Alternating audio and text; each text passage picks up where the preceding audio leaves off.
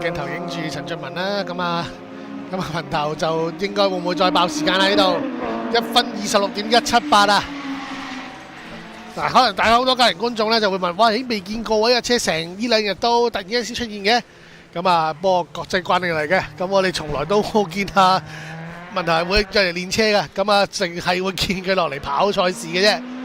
咁即係換句話講，其實佢嘅人之有功咧，去到唔需要練習噶啦。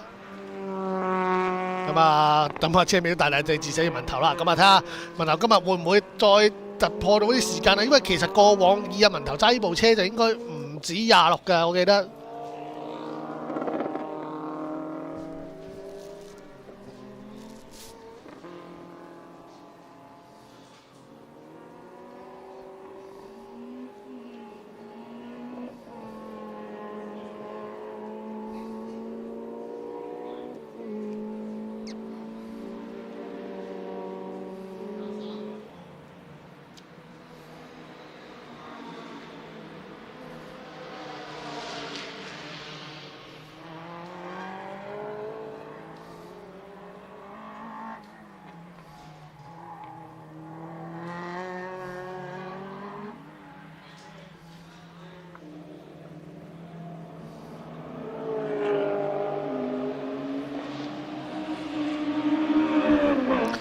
好，刷新咗1分26.659啊！咁啊，領先啊，新哥0.02。